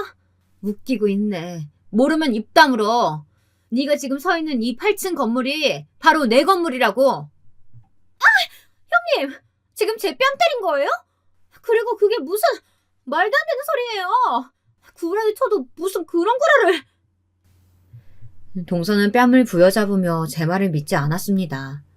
그때 밖에서 나는 소리를 듣고 놀란 부모님이 가게 밖으로 나오셨어요. 내가 지금까지 우리 사위 얼굴 보고 참고 있었는데 해도 너무하는 집구석이네. 바이올린 학원인가 뭔가 한다고 뜯어간 돈이 얼만데 그런 염치 없는 소리를 해요. 그리고 이 건물 우리 딸 거 맞아요. 왜요? 어머니까지 나와서 이야기하니 동서는 혼란스러운지 어쩔 줄 몰라 했습니다. 우리 조카 큰엄마가 소리 질러서 미안. 근데 공부 안 해도 돼. 나 봐봐. 어릴 때 공부 못했어도 열심히 살아서 떡하니 내 건물도 샀잖아. 와, 큰엄마 정말 멋있어요. 엄마 그거 봐. 엄마처럼 평생 바이올린만 치면 뭐해. 매일 비싼 물건만 사대니까 엄마는 큰엄마처럼 건물도 못 샀잖아. 에이, 나 이제 엄마 말 안 들을래. 나는 나대로 내가 하고 싶은 거 하면서 살 거야. 그러니까 나 오늘 학원 짠다. 저는 조카에게 5만 원을 주면서 나가서 친구들하고 맛있는 거 사 먹으라고 했어요. 그때까지만 해도 동서는 뭔가 잘못됐다는 생각이 드는지 연신 손톱을 뜯고 있더군요. 궁금한 게 아주 많은 얼굴이네. 내가 말 안 했나? 내 동생이 엄청 유명한 보안 프로그램 회사 대표야. 내가 그 회사 창립 때부터 투자를 좀 해서 거기 지분자고. 거기서 나오는 돈으로 이 건물도 산 거야. 네, 맞습니다. 저도 동생 덕을 봤다면 보고 산 사람이에요. 동생한테 투자한 덕분에 노후 준비가 완벽하게 된 상태였죠. 제 말에 동서는 입을 다물지 못하더니 금세 태도를 바꾸더라고요. 정말 형님 속은 모르겠다니까요. 이렇게 좋은 건물 가지고 계셨으면서 왜 지금까지 말 한마디 안 하셨어요? 우리가 빈대라도 붙을까봐 말씀 안 하신 거예요? 이 사실 속인 거 시부모님이 아시면 얼마나 형님한테 실망하시겠어요. 안 되겠다. 지금 바로 말씀드려야지. 동서는 무슨 대단한 약점이라도 잡은 것처럼 시어머니에게 전화를 걸려고 하더군요. 저는 기가 차서 배를 잡고 웃었습니다. 이제 보니 동서는 바이올린 치는 거 말고는 세상 돌아가는 걸 전혀 모르는 것 같아요. 동서, 대학도 나왔다는 사람이 무슨 그렇게 머리가 나빠? 어머님, 아버님은 이 건물 내 건 거 이미 진작부터 알고 계셔. 우리 신랑 회사 그만두고 곧 이 건물로 들어와서 개업할 거라고 바로 얼마 전에 말씀드렸어. 그랬더니 너무 좋아하시더라. 동서도 온 김에 구경하고 가. 지금 2층에 공사 중이거든. 이게 뭐야? 형님이랑 아주버님이 우리한테 어떻게 이럴 수가 있어요? 형님, 그럼 나도 여기 건물에 자리 하나만 줘요. 내가 레슨 열심히 해서 자리 잡으면 그때는 월세 낼게요. 이렇게 좋은 형님 건물이 있는데 제가 왜 남의 건물에 세를 내요? 너무 아깝잖아요. 그렇죠? 웃기고 있네. 내가 동서 이럴 줄 알고 말 안 한 거야. 나는 내 남편이랑 달라. 계산은 확실히 하는 사람이라고. 내 건물 들어오고 싶으면 정당하게 보증금 내고 들어와. 거지같이 빌붙으려고 하지 말고. 근데 그게 가능하겠어? 듣자 하니 동서 지금 있는 연습실 월세도 못 내가지고 보증금 다 까였다며? 그래서 우리 돈이나 갚겠어? 저는 제 할 말만 하고 가게로 들어가려고 몸을 돌렸습니다. 그런데 그때 동서는 제 바지가랑이를 잡고 늘어졌습니다. 이래저래 다급하겠죠. 지금까지 제 남편을 은행처럼 드나들며 돈만 빼갔지 갚은 적은 한 번도 없었거든요. 저는 이제는 상황이 달라졌으니 무조건 다 갚으라고 했습니다. 이제는 시부모님도 더는 동서 편이 아니니까요. 동서는 울고불고 난리를 쳤지만 저는 매몰차게 돌아섰습니다. 장사해야 하니까요. 그날 이후 어떻게 됐냐고요? 여우 같은 동서는 제 건물의 존재를 알자마자 망한 레슨 학원을 정리했어요. 그 이후에 제 건물에서 다시 시작해보겠다고 몇 번을 말했지만 저는 싹 무시해버렸습니다. 보증금 안 가져오면 절대 안 받아준다고 했어요. 동서는 더는 제 앞에서 찍소리도 못해요. 제가 눈만 마주치면 돈 언제 갚을 거냐고 물어보거든요. 저도 이렇게까지 하고 싶지는 않지만 동서와 시동생을 위해서 남편처럼 무르게 구는 건 좋은 방법이 아닌 것 같아요. 군말 없이 챙겨주고 도와주면 뭐래요. 고마운 줄 모르고 사람을 무시하기까지 하는데요. 저는 이번 기회에 아주 동서를 참교육해서 사람 좀 만들어 볼랍니다. 현명한 유부 선배님들 동서를 참교육할 만한 방법 있으시면 댓글로 남겨주세요. 참고하도록 하겠습니다. 저의 긴 이야기 들어주셔서 감사합니다. 여러분, 두 번째 사연 시작하기 전에 좋아요와 구독 꼭 눌러주실 거죠? 그럼 두 번째 사연 지금 시작합니다. 안녕하세요. 저는 흔히 사람들이 말하는 이 나이껏 아직 결혼도 안 한 40대 여자예요. 오래전 겪은 가슴이 먹먹한 일들로 여전히 마음이 편치 않지만 겨우 기운을 내서 제 얘기를 털어내봅니다. 저보다 더 가련하고 힘들었던 제 엄마를 생각하면 이렇게라도 해야 될 것 같거든요. 일단 엄마의 얘기를 꺼내려고 하니까 눈물부터 먼저 앞서는 것 같아요. 엄마 정말이지 너무 고생 많이 하시고 사셨거든요. 누구나 자기 부모님을 떠올리면 울컥한다고 하지만 우리 엄마와 저의 관계는 한층 더 이런 게 심하지 않나 싶어요. 우리 엄마는 1944년에 태어나셨고 그다지 있지도 않은 집에서 살면서 엄청나게 고생을 하셨답니다. 실질적으로는 부잣집이긴 했는데 엄마의 신분은 유복하게 살아갈 수가 없는 상태였어요.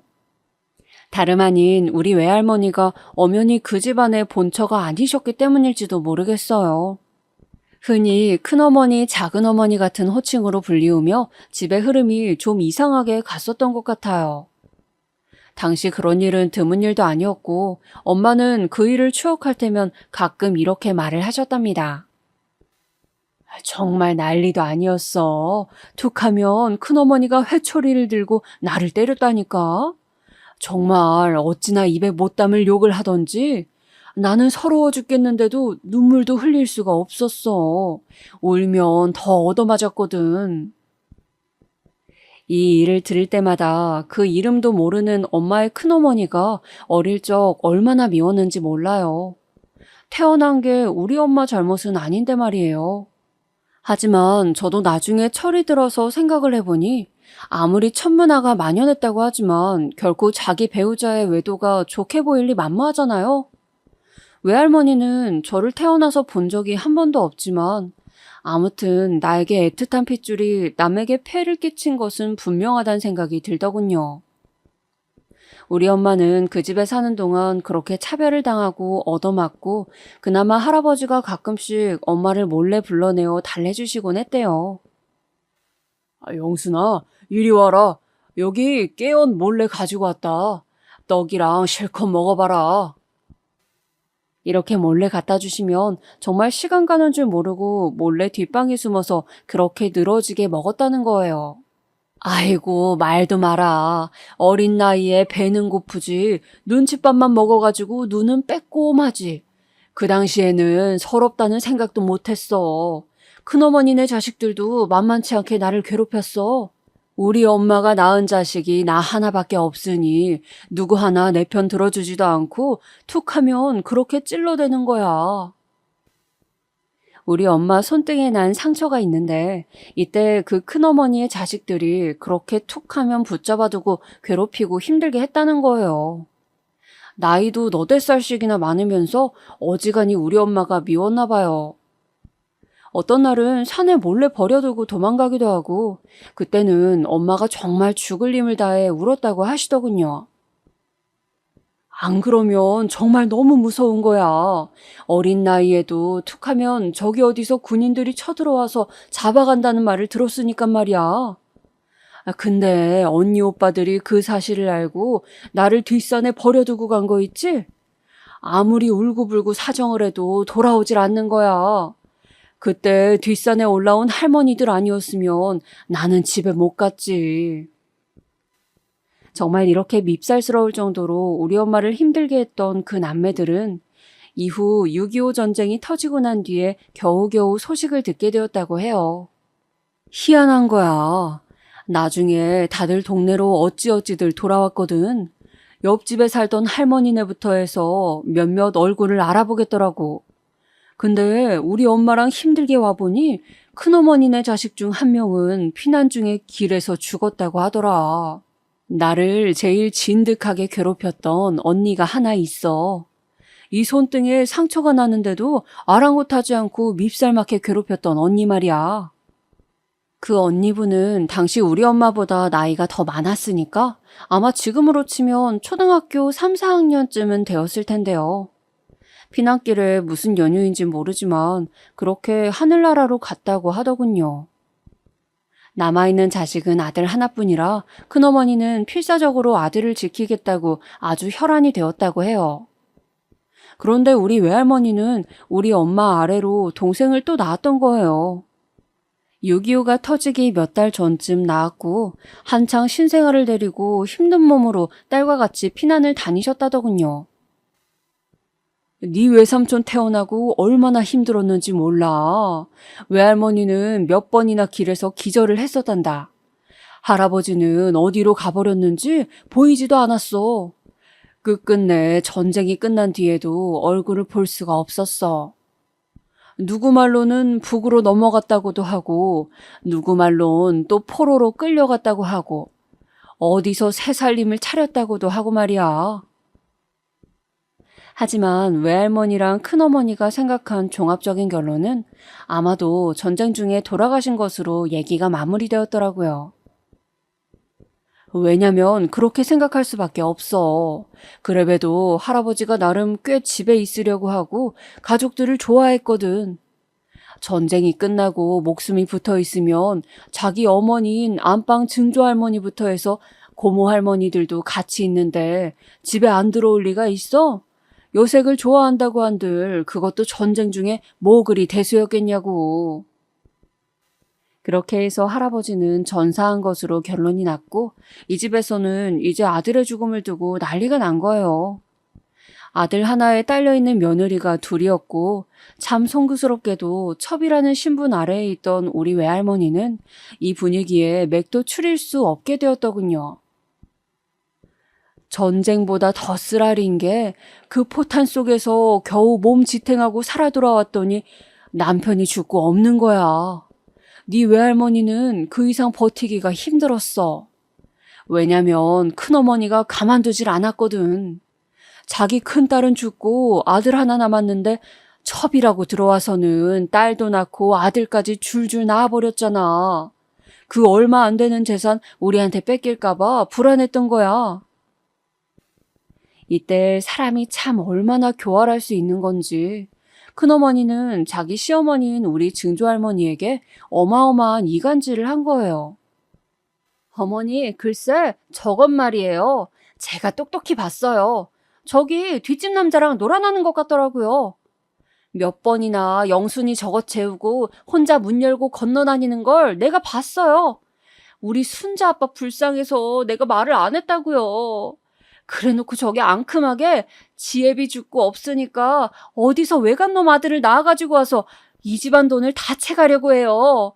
어머니 정신 차리셔요.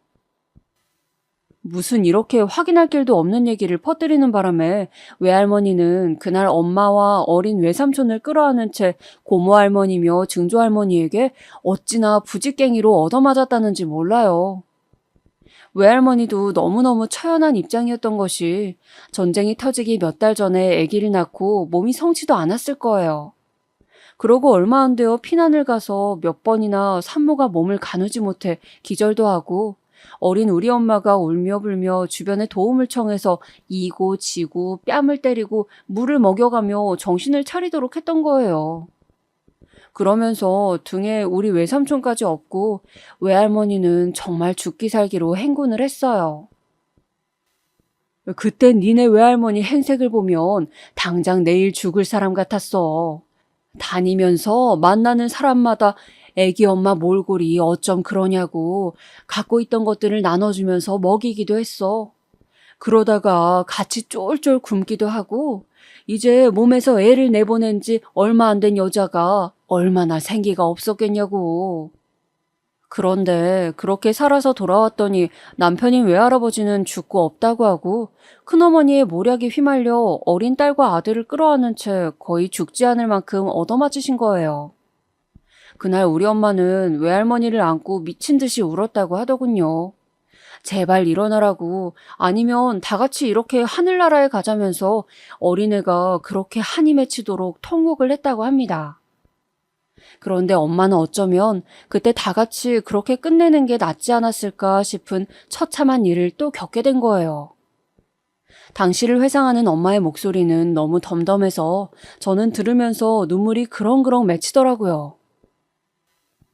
차라리 그때 그렇게 죽는 게 나았을지도 몰라.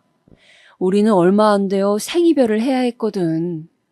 내가 니네 외할머니 그리고 외삼촌을 본 건 그때가 마지막이었으니 말이야. 안 그래도 흉흉한 시기였던 그 무렵 아직도 무슨 인민군이 남아있다느니 누가 누구를 신고했다느니 하는 내용들이 무섭게 흘러나오고 있었다고 하더군요. 당시 증조할머니네는 우리 할아버지를 전쟁터에서 잃은 분노를 모두 우리 외할머니에게 쏟아내고 있었고 어디 마음이며 몸을 들 길이 없었기에 외할머니는 어린 엄마와 외삼촌을 데리고 나왔다고 해요. 하지만 엄마는 그날 의도치 않게, 정말 의도는 없었지만 어쩔 수 없이 자기의 엄마로부터 버려지게 되었어요. 다시 생각하면 그렇게 눈물이 날 수 없어.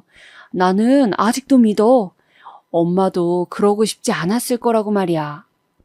나보다 더 어렸던 내 동생 민철이 그 어린 애기를 키워내야 하니 어쩔 수가 없었겠지. 내가 여지껏 본 일에 가장 무서운 얼굴로 엄마는 나를 놔두고 가버렸어. 그 당시 역 근처 앞에 국밥집이 하나 있었는데 늘 지날 때마다 맛있는 솥뼈 우린 국물 냄새가 났었다고 해요. 맛있겠다, 맛있겠다 노래를 부르는 우리 엄마의 소원을 늘 돈이 없던 외할머니는 들어줄 수가 없으셨어요. 그런데 정말 그 전에 흠씬 두들겨 맞고 동네 분위기도 흉흉하던 날 밤에 자식들을 모두 데리고 나온 외할머니는 말이에요. 그 국밥집에서 엄마에게 밥을 사 먹이셨다고 하더군요. 그게 소머리 국밥이었는지 뭔지 어린 마음에 잘 생각은 안 나지만 아무튼 뭔가 국물이 맛있는 걸 먹고 있었다고 해요. 그때 외할머니가 돌연 우리 엄마에게 말을 하신 거예요. 이제 막 10살이 된 딸에게 말이에요. 영순아, 엄마는 이제 가야 한다. 엄마는 어느 집에라도 가서 빌어먹고 살아야 해. 그런데 영순이 너까지 데리고 갈 수가 없어. 영순이 너라도 멀쩡한 곳에서 잘 먹고 잘 살고 있어라. 살아있으면 언젠간 만날 거야, 어? 어쩜 이렇게 야멸차고도 슬픈 이야기를 딸아이가 가장 좋아하고 먹고 싶어 했던 곳에서 그걸 사 먹이면서 할 수 있었을까요?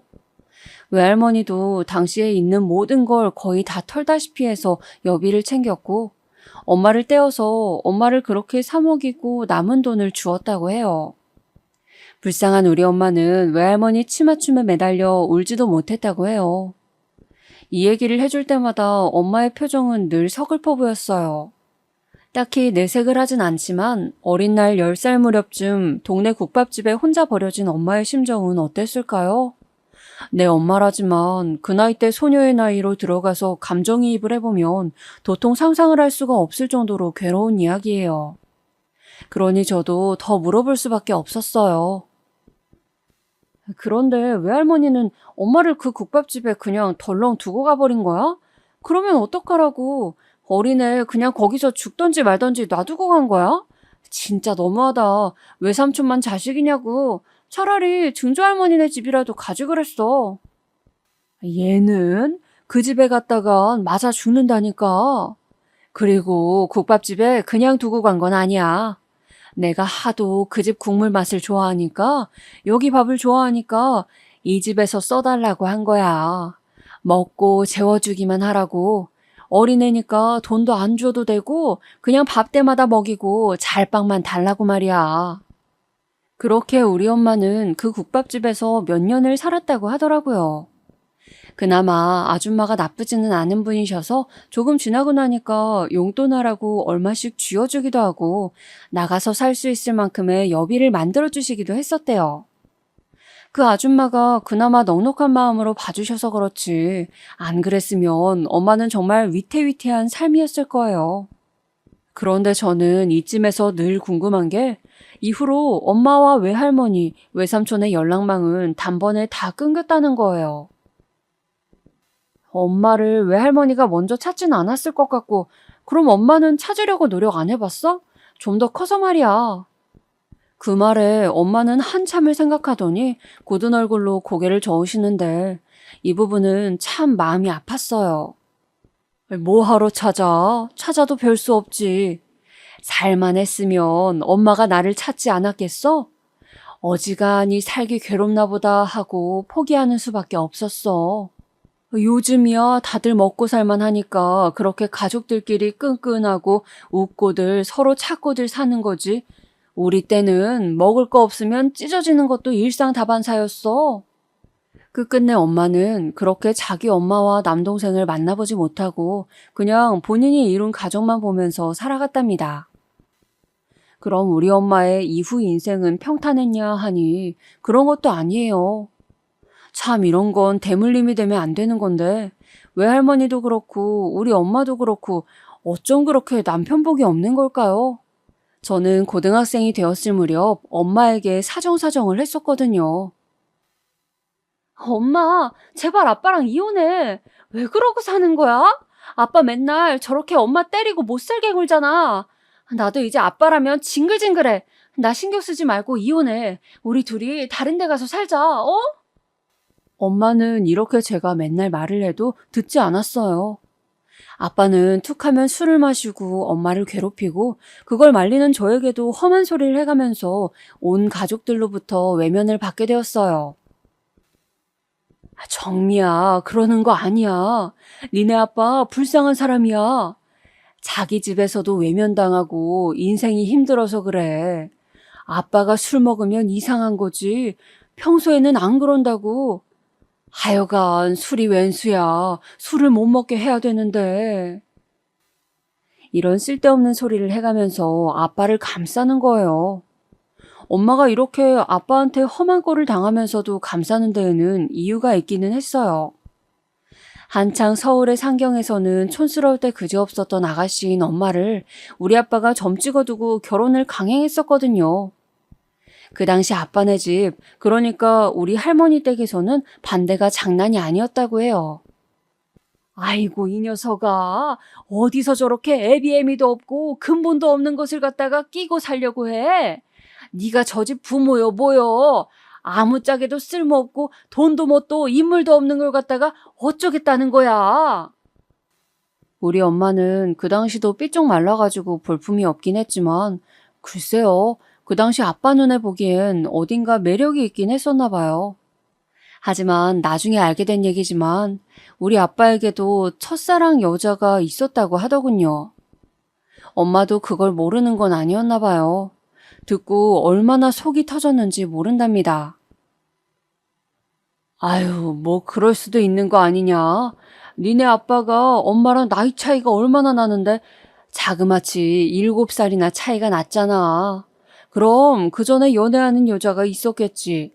좌우지간 그 여자랑 같이 살고 싶었다는데 니네 할머니가 그렇게 반대를 했대. 그리고 그 여자가 얼마 못 살고 병으로 죽었다더라. 그러니 네 아빠가 그렇게 가슴에 화도 많고 한이 많은 거야. 이러면 솔직히 저도 답답하지 않겠어요? 좋게 생각하려고 해도 엄마를 이해할 수가 없었어요. 엄마는 바보야? 다른 여자 좋아했던 남자를 뭐가 좋다고 그렇게 덜렁 따라갔었대. 엄마는 속도 없어? 그런데 엄마는 그런 걸 따지는 것조차도 사치인 상황에 있었나 봐요. 그냥 조금 다정하게 말을 해주고 책임질 것처럼 말해주는 아빠에게 불만이 없었다고 하더라고요. 내가 불만 가질 게 뭐가 있냐? 내 부모도 나를 버렸어. 못 키우겠다고. 다들 자기들 팔자가 박복하다고 나를 버리고 갔단 말이야. 그런 와중에 네 아빠는 생판 남인데 첫눈에 내가 좋다고 같이 살자고 하더라. 그러더니 얼마 안 되어서 결혼하겠다고 자기 집에 끌고 간 거야. 지금 엄마며 누나들이 그렇게 쌍심 지키고 반대하는데 곧 죽어도 나랑 살아야 된다고 악을 써댔어. 그러니 나는 얼마나 뭉클하겠냐? 생전 그런 사랑은 받아본 적이 없어. 이 말을 생각하면 너무 가슴이 아린 것 같아요. 물론 아빠가 결혼할 무렵이며 그리고 제가 태어나고 어릴 때까지는 그럭저럭 보통 남자들처럼 지냈을 거예요. 엄마한테 손찌검을 하고 기분대로 굴기 시작한 건 좀 더 지나서이고요. 엄마 입장에서는 남편이 자기한테 함부로 한 건 결혼 후 한참 지나서 술에 손을 대기 시작하면서부터니까 웬만하면 좋은 기억만 갖고 싶은 것 같더라고요. 아유, 답답해. 나는 몰라. 아빠 맨날 저렇게 막무가내로 술주정을 부리고 밖에서도 싸움하고 들어오잖아. 툭하면 엄마랑 나한테 풀어대고 말이야. 왜 바보같이 그냥 그러고 사는 거냐고. 제 딴엔 엄마가 안쓰러워서 그렇게 말했는데 바보 같은 우리 엄마는 해실해실 웃으면서 말을 하더군요. 저는 저런 게 남자의 사랑이라면 도저히 결혼 같은 건 할 수 없다는 생각이 들었어요. 아니야. 네 아빠는 저래도 술만 안 마시면 괜찮아. 적당히 마시면 그렇게 이쁜 말을 해주는데 많이 마시면 사람이 완전히 돌아버려서 헛짓을 하는 거야. 그러니까 조금만 먹여야 해. 이런 바보 같은 소리를 하고 있으니 제 속은 터질 수밖에요. 그렇다고 정말 저까지 엄마를 외면할 수는 없는 거잖아요. 어릴 적에 한두 번 들었던 얘기지만 외할머니로부터 그렇게 버려진 우리 엄마를 생각하면 저는 늘 가슴이 아려왔어요. 글짓기를 할 때 엄마를 주제로 하는데 그때도 몇 마디 안 쓰고 눈물이 펑펑 흘러나오더라고요. 자기를 낳아준 엄마한테 생이배를 당한 주제에 자기가 낳은 자식은 무슨 일이 있어도 끌어안고 사는 사람. 자기를 걷어준 남편에게 나중에 얻어맞으면서도 끝까지 첫 의리를 지키는 사람, 그게 바로 우리 엄마였으니까요. 그런 엄마가 좀 편해졌으면 좋겠는데 제가 22살이 되었을 무렵 급기야 큰일이 일어나고 말았어요. 저는 대학에 가고 싶었지만 집이 너무나 어려워서 여기저기 일을 하러 다니게 되었어요. 우리 엄마는 결혼을 20대에 했지만 저를 한참 늦게 낳은 편이거든요. 엄마 나이도 많은 편이고 아빠는 술 먹고 맨날 저리 뻗어져서 얼굴색은 심각하게 나빠져 가고 있고 그냥 이 허름한 집을 일으켜 세울 것은 저밖에 없는 것 같았어요. 그렇게 고깃집 알바며 일반 회사 아르바이트며 왔다 갔다 하면서 정말 코피 쏟을 정도로 움직이고 있었어요. 그런데 어느 날 아빠는 집에서 혼자 계시다가 그냥 그렇게 저와 엄마 중 아무도 없는 중에 그저 주무시듯 우리 곁을 떠나버린 거예요. 매일을 술병을 생명처럼 여기고 살던 아빠였고 단 한 번도 부모로서 좋은 감정을 가져본 적이 없었지만 그렇게 생을 마감할 줄은 정말 꿈에도 몰랐어요.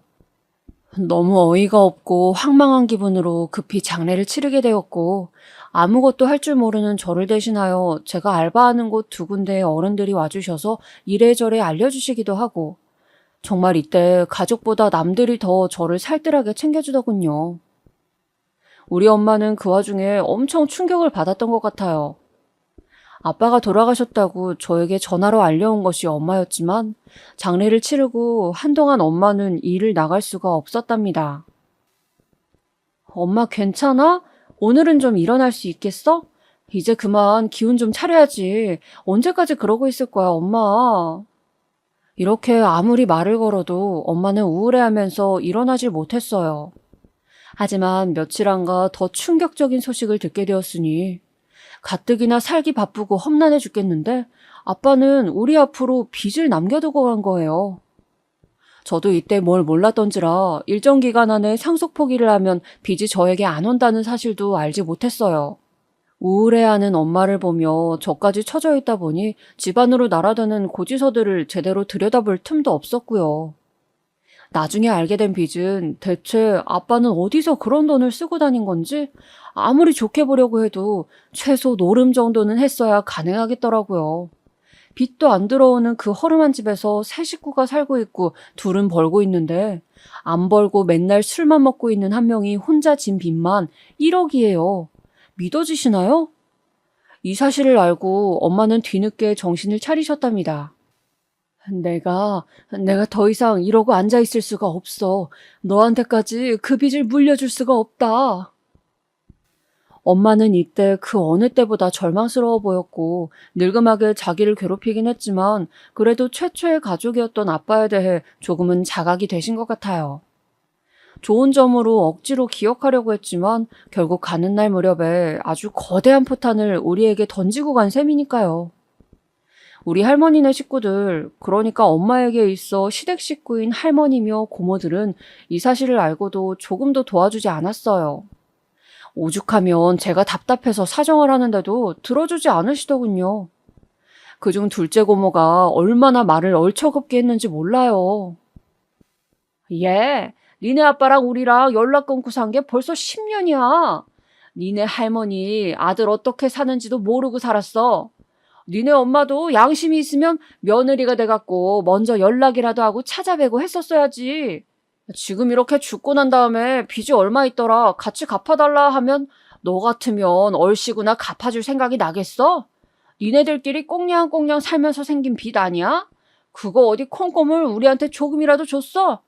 아주 그렇게 쌍심 지키고 반대하는 결혼하더니 아주 꼴이 좋다. 죽을 때까지 갚으면서 살라고 해. 이 말은 차마 우리 엄마한테 전할 수가 없을 정도로 무섭디 무섭고 정남이가 떨어지는 말이더라고요. 우리 엄마가 무슨 자기 남동생을 그리고 할머니에게 있어 아들이었을 우리 아빠를 뺏어갔다는 말투로 말하니까 말이에요. 이때 저는 공연히 연락을 했다가 더 큰 상처를 입게 되었고 우리 엄마가 정말 말할 수 없을 정도로 더 가엾게 느껴지더라고요. 힘든 마음을 안고 그냥 그렇게 터덜터덜 혼자 돌아왔어요. 묵묵히 저와 엄마는 정말 아주 지독할 정도로 빚을 갚아내는 수밖에 없었답니다. 당시 당장 먹고 살 것도 없어서 한 달치 봉급을 있는 대로 다 쏟아내야 했던 우리 집은 이후로 뭘 더 어떻게 해서 빚을 갚을 수 있을지 답이 없더군요. 엄마는 차마 빚의 그림자만큼은 제 곁에서 치워내지를 못했어요. 그때 엄마가 어마어마하게 가슴을 치며 우셨답니다. 어쩜 이렇게 인생이 풀리질 않는 건지. 그렇게 옴짝달싹 못하고 열심히 살았는데 서방은 죽고 남는 건 빚뿐이라니. 아이고 내 팔자야. 얼마 나눠져 있지도 않은 이 비좁은 공간인 집안에서 엄마가 아무리 숨죽여 온다고 한들 저에게 소리는 선명하게 들려왔어요. 그때 엄마는 나이도 많고 딱히 할 수 있는 일이 없어서 빌딩 청소를 하러 다니셨답니다. 이젠 하다못해 이것도 모자라 파출부로 남의 집에 들어가게 된 거예요.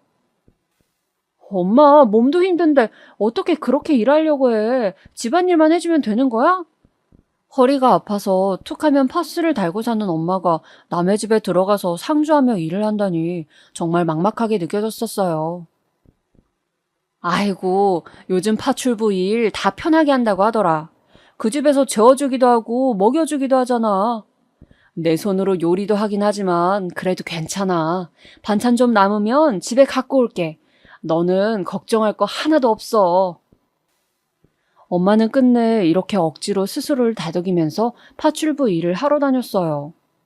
주중에는 그 집에서 자고 애기도 봐주고 주말에 우리 집으로 쉬러 돌아오는 스케줄이었는데요.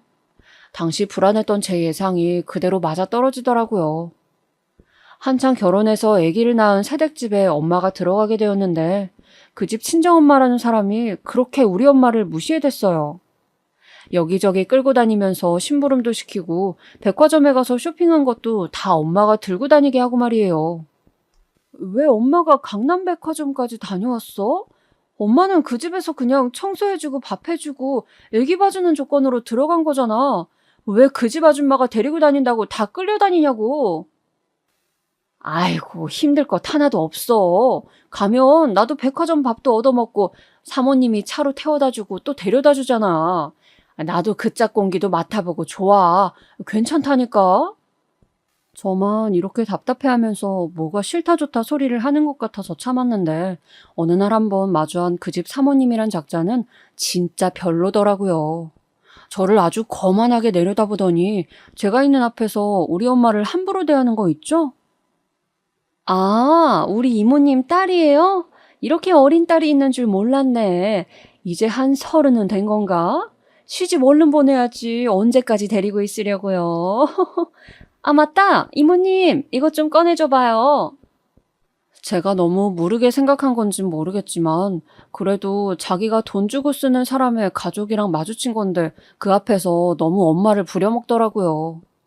그런 와중에 엄마는 불만이 하나도 없고 그저 돈 많이 준다며 좋아하는 걸 보니 제가 더 이상 딴지 걸면 안 될 것 같았어요. 그런 엄마에게 고민이 하나 있었으니 바로 제 결혼이었어요. 저는 그딴 거 전혀 생각이 없는데 말이에요. 엄마, 결혼은 무슨 결혼이야. 결혼해서 나 같은 자식 낳고 또 이렇게 힘들게 살라고? 여지껏 엄마는 살아온 과정을 봐봐. 이제 그만 그 대를 끊어야 되지 않겠어?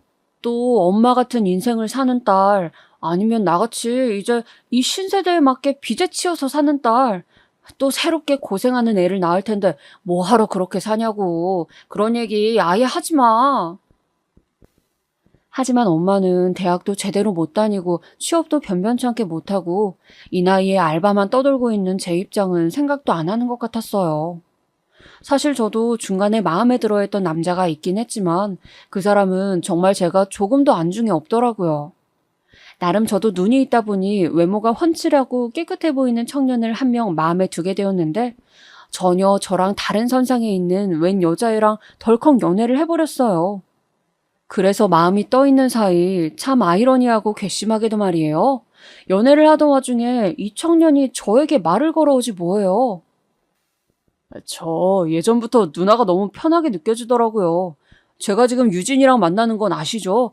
근데 아무래도 너무 안 맞고 애처럼 징징거리니까 스트레스를 받고 있어요. 이렇게 힘들려고 연애하는 게 아닌데 마음이 너무 복잡하네요.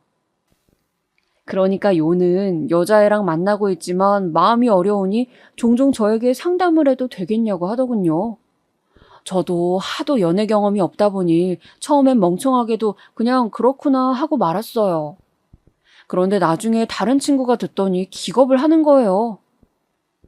야, 너 정신 차려. 그거 대놓고 양다리를 하겠다는 거 아니야? 걔 눈에 네가 얼마나 만만해 보였으면 그런 소리를 면전해놓고서 하냐? 자기 여친한테 안 들키면서 즐길 수 있고 언제든 들키면 단번에 버릴 수 있는 여자한테 그러는 거라고. 순간 친구 말이 너무 적나라해서 화가 났었지만 그래도 별 수 없잖아요. 갈수록 스트레스가 심해지면서 결국 연락을 끊어버리게 되었어요. 저기 용은 씨, 미안한데 여자친구랑 그냥 알아서 잘 만나줬으면 좋겠어. 내가 아무리 생각해봐도 나를 만만하게 봐서 그러는 것 같아. 용은 씨가 어떻게 생각한다고 해도 내 입장은 그래. 이제 연락 안 했으면 좋겠어. 이렇게 틀어져 버린 저의 관계란 이후로 남자라는 존재를 그렇게 막 호의적으로 보기 힘들어지더라고요. 한동안 한참을 이때의 트라우마에 시달리면서 마음을 잡지 못했고 꽤나 힘들어했던 것 같아요. 점점 30이 넘어가고 나니까 엄마도 갈수록 제 결혼에 대한 열망은 좀 사그러지시는 듯 했고 고생고생하며 우리 엄마와 저는 거의 빚을 다 갚을 것 같은 고지에 서게 되었어요. 둘이 합쳐서 빚을 갚는 거니까 마음 같아서는 턱턱 한 5년 만에 끝내고 싶기는 했어요. 하지만 중간에 엄마도 많이 아파서 허리 수술도 하셨고 연세가 점점 드시고 제가 40이 가까워 오고 엄마는 칠순이 넘어버리셨거든요. 그러니 어영부영 늦어지는 텀이 있어서 그리 뜻대로 되지는 않더군요. 그런데 막판에도 끝까지 일을 놓지 않고 힘들게 사셨던 엄마에게 큰일이 일어나고 말았어요. 어쩌면 제 인생에서 그렇게 늘 답답해하고 짐처럼 여기고 저를 화나게 했던 사람 우리 엄마는 저에게 있어 정말 간절한 생명줄 같은 존재였나 봐요. 엄마에게 일이 생기자마자 저는 거의 얼마간 받아들이질 못해서 방황했거든요. 술도 못하는 제가 이런 때에 술이라도 마셔야 하나 싶을 정도로 어지러운 기분이 들었어요. 이유인 즉슨 엄마가 암 판정을 받으셨거든요. 연세가 많으신 편이라고는 하나 부모에게 생긴 커다란 질병 앞에 웬만하게 이성적으로 받아들이긴 힘든 것 같아요. 아빠를 그렇게 어영부영 보냈지만 그리고 아빠는 엄청 인생을 불성실하게 대했으니 어쩔 수 없다고 생각했어요. 그런데 우리 엄마는요. 제가 여기까지 적어온 내용으로 다들 대강은 아시겠지만 엄마 정말 열심히 사셨어요. 태어난 이래 엄마는 한 번도 편히 누워보고 쉬어본 적이 없어요. 아직까지 제 가슴을 정말 아프게 하는 말은 바로 그 말, 아빠에 대한 감상이에요. 그렇게 술 먹고 자기에게 손찌검을 하고 함부로 말을 하던 남편을 그래도 자기를 가족으로 택해준 사람이라고 붙들고 있었던 거 말이에요. 나는 그래도 니네 아빠 원망 안 해. 니네 아빠가 처음 너 낳았을 때 나한테 얼마나 칭찬해줬는지 알아? 잘했다고 고생 많았다고 했어. 그런 칭찬은 정말 받아본 적이 없어. 나도 네가 내 목숨 같고 귀하지만 내가 어디서 그렇게 칭찬을 들어본 게 처음이야. 그만큼 너도 아빠도 나한테는 너무 귀해. 내가 만든 가족이라 너무 좋고 감사해. 그렇게 산전수전 다 겪고 힘들었으면서도 엄마는 아픈 허리를 부여잡고 늘 새벽이면 바로 오뚜기처럼 일어나서 찬물을 들이키고 얼굴을 마구 씻어낸 다음 머리를 질끈 묶었어요. 저를 깨울 때 늘 이름을 부르고 한 번도 저에게 함부로 말을 하거나 야단치거나 매질 한 번을 한 적이 없는 엄마예요. 손맛이 좋았던지라 음식도 잘하고 길 가다가 채소들을 팔고 있는 할머니들을 보면 그냥 지나치지를 못하는 그런 사람이에요. 정말 한 번도 게으름을 피우며 누워서 쉬는 모습을 본 적이 없을 정도로 엄마는 그렇게 부지런하게 제 몫을 다해서 열심히 사는 사람이었어요. 그런데 엄마가 왜 빚을 다 갚아가고 우리도 겨우 이사를 할 형편이 되었을 때 이제사 여행도 좀 다녀보고 놀아보려고 하는데 이때 하필 암에 걸려버린 걸까요? 우리 엄마 아무래도 너무 고생해서 그런 걸까요? 6, 70 넘어가는 나이에 파출 부며 그 험한 빌딩 청소에 화장실 청소에 맨날 고무장갑을 끼고 수세미를 들고 다니며 온몸에 락스와 피존 냄새가 섞여 있던 우리 엄마. 그렇게 그냥 보내야 하다니 저는 엄마의 인생이 너무 불쌍해서 견딜 수가 없었어요. 조금이라도 더 젊고 체력이 있는 제가 엄마 대신 더 일을 많이 했었어야 했는데 엄마를 너무 고생시켰던 것일까요? 암이라는 단어 앞에 제가 생각할 수 있는 단어는 고작 이런 것들 따위 뿐이었어요. 그리고 그건 시작도 안 했다는 것을 몰랐고요. 이후로 진행되는 많은 수술들과 절차들은 외려 아프기 전보다 더욱 엄마와 저를 피로하게 하더군요. 엄마, 조금만 힘내. 이거 치료하고 조금 나아질 거야. 많이 아파, 엄마? 나이가 40이 넘어버린 딸이 이제 같이 늙어가는 딸이 죽을 상을 하고 울고 있으니 엄마는 그게 더 힘들었나 봐요. 울지 말라고 계속 연신 쭈그러진 제 미간을 억지로 잡아 누르면서 말하시더라고요. 정미야, 엄마 괜찮아. 울지 마, 울지 마, 이 녀석아. 힘들어 보이는 엄마는 계속 이런 말을 했고 제 곁에서 완전히 숨을 마무리할 때 역시 엄마는 여전히 같은 얼굴로 그렇게 서서히 옅어져 갔어요. 엄마의 손을 놓을 수가 없어서 한참을 쥐고 있던 저는 도저히 엄마의 얼굴을 마주할 자신이 없어 고개를 들지 못했어요. 하지만 의외로 몇 번이나 이를 악물고 턱뼈가 부서지도록 악을 쓰며 겨우겨우 엄마의 얼굴을 보니 생각외로 엄마의 얼굴은 그렇게 힘들어 보이지 않더군요. 인생사 그렇게 힘들게 얽매여서 살면서도 제대로 인생에 대항하지도 않고 다 수긍하고 살던 그 모습처럼 엄마는 모든 걸 놓아버린 듯 순하게 잠든 표정이었어요. 그렇게 엄마의 얼굴을 제 가슴에 아름답게 묻었으면 좋았겠지만 참 변변치 않은 사정으로 살다 보니 가난은 이렇게나 저렇게나 저를 올가매더라고요. 가난은 죄라고 말하던 누군가의 입을 어떤 때는 비틀어버리고 싶은 심정이었지만 이때만큼 공감했던 때도 없었던 것 같아요. 장례를 치를 마땅한 재정이 있지 않았기 때문에 이때 결국 화장을 하게 된 거예요. 빚을 다 갚아간다고 생각했지만 엄마의 암 진단으로 인해서 우리는 참 미련하게도 마땅히 들어놓은 보험도 없었고 생활력이 없었던 거죠. 그걸 있는 대로 다 받아내려니 돈은 돈대로 다 나가고 생활은 더 궁핍해져가고 그 사실이 말년에 엄마를 더 괴롭게 했던 것 같아요. 어렵사리 화장을 결정하고 너무 어이가 없어 눈물도 안 나오려던 시점에 저는 한 사건을 경험하게 되었습니다. 보통 이 이야기를 들은 대부분이 듣고 놀라고 빠르게 공감을 하기는 힘들어 하더군요. 그만큼 현실성이 느껴지지 않는 이야기예요. 당시 저희 의뢰를 맡아주었던 장의사님이 계셨는데요. 그분께 이런저런 사정을 말하게 되었어요. 얼핏 봐도 연세가 많아 보이시는 분이긴 했는데 그래도 여기서 오래 일해오신 분이라 그런지 설명할 게 많지는 않더라고요. 저도 모든 게 처음이었고 너무 어수선한 상황이기도 했어요. 그런데 중간중간 장례 지도사님이 조금 당황스럽다는 어투로 물으시는 거예요. 저도 잘 몰라서 이런저런 상황을 좀 쓸데없이 다 말하고 횡설수설하기도 했는데 그래서 그런지 필요 이상의 얘기가 많이 들어갔던 것 같아요. 저 어머님 성함이 이자 영자 순자시라고요? 여기 보니까 44년생이라고 나와 있으신데. 이렇게 말끝을 흐리시더니 갑작스레 저희 엄마 고향이며 잡다한 얘기들을 물으시더라고요. 이 사연 앞서부터 제가 쭉 훑어왔던 얘기들을 그때 저도 정신없는 와중에 무슨 생각으로 그렇게 했나 몰라요. 물론 이렇게 세세하게 말하진 않고 대충 띄엄띄엄 말하면서 이분이 왜 묻는지 궁금한 마음을 갖고 했었어요. 근데 제 기분 탓인진 모르겠지만 무척 혼란스럽고 복잡한 얼굴이신 거예요. 마치 뭐 잃어버린 첫사랑이라도 찾는 마냥 너무 집요하게 물어보시길래 저도 대답하면서 약간 당황스러웠어요. 그런데 인적사항을 그렇게 세세하게 확인하시더니 엄마의 얼굴을 확인하시고 나서는 계속 미간이 찌푸려지시면서 눈썹이 막 왔다 갔다 하는 거예요. 누가 봐도 뭔가 연관이 있고 아는 사람을 본 양 말이에요. 세상 천지의 가족이라곤 나와 엄마 둘뿐이고 친척도 뭣도 없는데 왜 이러시는지 알 길이 없었어요. 그런데 이분이 대뜸 주저앉아서 엉엉 통곡을 하시면서 왜 이제서 왔냐는 둥 이렇게 되어서야 찾아오는 거냐고 마구 오열을 하시는 거예요. 왜 그러세요? 왜 그러시는 건지 도통.